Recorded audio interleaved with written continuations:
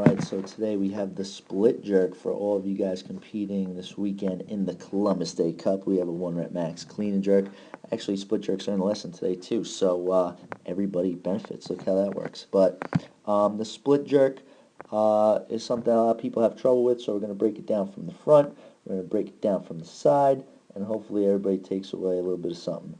So if you look at the left on the front view, well, first of all, before we even go into the jerk, we're going to talk about setting it up. So you're going to notice when I power clean it up there, landing my quarter squat, that's power clean. My hands are outside the shoulders. You can see that. There's no contact. But once I catch it on the shoulders in a good rack position, I'm going to establish a better rack position by widening my grip. Did you see that? Oh, it's all right there. Nice wide grip. So what is that going to allow me to do? It's going to allow my elbows to go up nice and high. All right, it's going to keep my torso up nice and high if I ever freaking adjust the bar. Come on, folks. There we go. All right, elbows up nice and high. You can see they're almost in line with the bar. Okay, a little bit lower, but look how upright I look. So shoulders are supporting that bar now. It's still rolled back on the fingertips. Okay, this is what you gotta kind of take away from this. We're not pressing this bar up. It's okay that it's on the shoulders and just our fingertips, because we're just throwing the bar off the shoulders. We're literally heaving it off the shoulders, and we are dropping down to catch it. So it's a dip, drive, and catch for the split jerk, or for any jerk, push jerk, whatever. So now the dip and drive is the same thing as a push press. Knee's going to track right over the feet. That's where I'm going to generate some power. That's where I'm closing my hips in order to open them. So you can see I'm coming out of the full extension. When I come out of the full extension, it's going to drive me, it's going to be so violent that it drives me up to the toes. Hips are completely open, and it's going to result that bar flinging off my shoulders. Now, in this moment, this is your opportunity to split the feet. Front foot comes forward, back foot goes back, and I am going to pull myself, or push myself, I should say, under the bar. Okay? So again, we're not pressing it, we're throwing it off the shoulders, we're dropping under it, splitting our feet to catch it. And if all goes well, which hopefully it does here while we're live, the feet and the elbows should, make contact. Feet should hit the floor, elbows should lock out at the same time, or at least when all your weight supporting feet. You never want to land and still be pressing up. It defeats the whole purpose. So nice and easy. Hopefully everything's going at the same time. So there's the jerk from the front, and you can see the feet stayed same width, if not a little bit more. You never want to get narrow in your split. Bring them in. You're going to have no stability. You're not going to be able to support a lot of weight.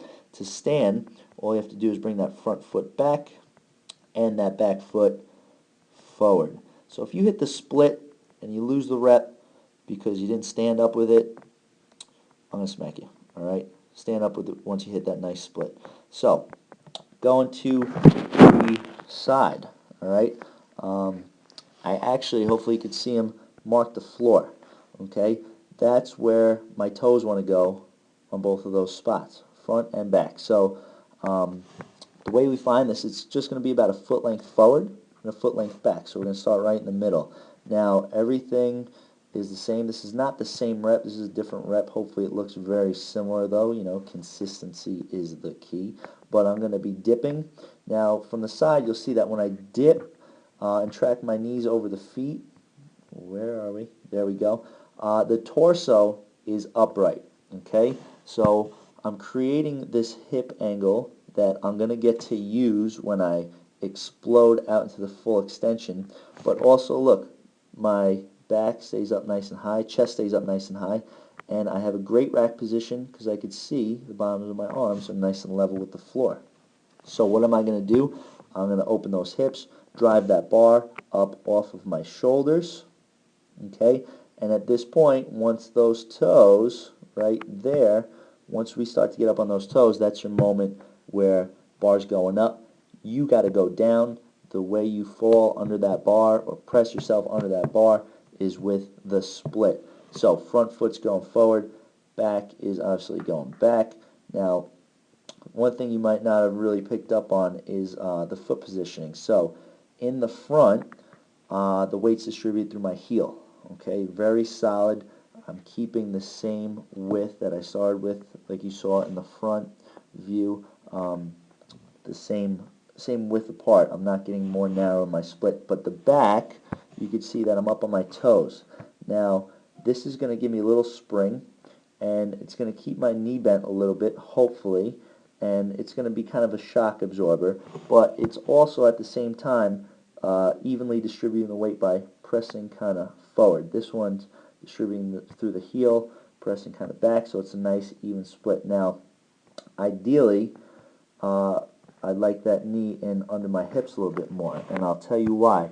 You want to kind of have the weight stacked or evenly distributed. So the lows on the bar, we want it through the shoulders, we want it through the hips, and we also want it through that back knee.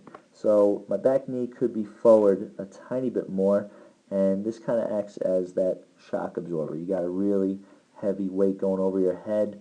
You might need to get a little bit lower than you originally did in your previous rep. That back knee is going to have the room to get down there a little bit lower. But then, once you hit that split, front foot comes back, back foot comes forward, and we just need to stand up with it to complete the rep. So we'll show you both real quick.